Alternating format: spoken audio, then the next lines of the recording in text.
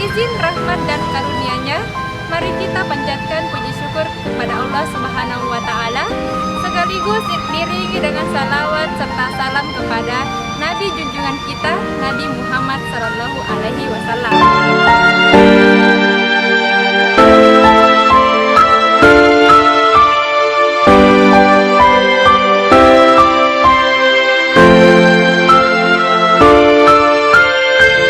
Pada kesempatan ini, saya akan menyampaikan mengenai perbuatan yang dilakukan oleh manusia yang dapat menambah kekayaan amalan hati, sekaligus lebih dikenal dan dicintai oleh Sang Khalik.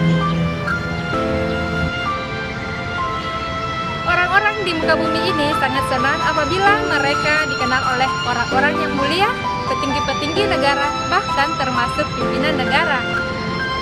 Namun siapa sangka betapa senangnya mereka, orang-orang yang memiliki amalan soleh, melakukan perkara-perkara secara ikhlas, lebih dikenal oleh Sang Pencipta. Dalam menjalani kehidupan di dunia ini dengan beribadah kepada Allah Subhanahu wa Ta'ala, tentu yang paling utama adalah niat. Bahkan niat itu lebih lengkap apabila disertai dengan keikhlasan, dengan tujuan agar segala usaha dan apa yang dilakukan dapat lebih baik lagi.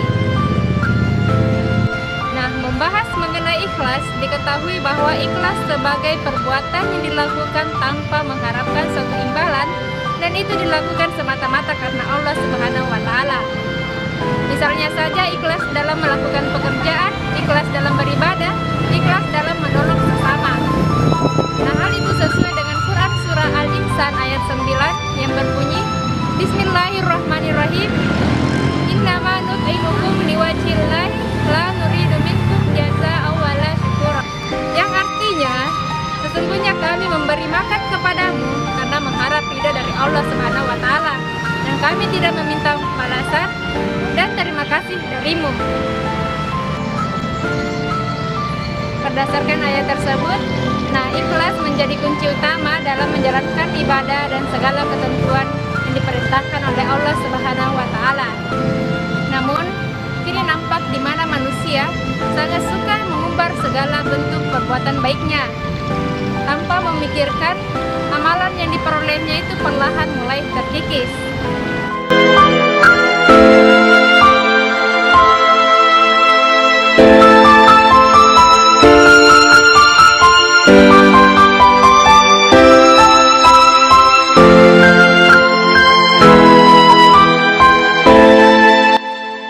Untuk mempertahankan amalan tersebut, maka yang harus dilakukan adalah sebaiknya kita menyembunyikan segala perbuatan baik kita terhadap sesama. Mengapa demikian? Karena menyembunyikan amalan soleh sama halnya dengan mencegah adanya penyakit ria. Apalagi orang-orang yang memikirkan amalan hati tentu akan terdorong untuk melakukan hal-hal yang baik dengan ikhlas. Melihat fenomena yang terjadi saat ini ketika beribadah kepada Allah, misalnya saja zikir yang dilakukan banyak orang dan sendiri. Apabila zikir dengan keadaan ramai, dengan sengaja juga dia meneteskan air mata, merasa malu karena orang lain bisa meneteskan air mata sedangkan dirinya tidak.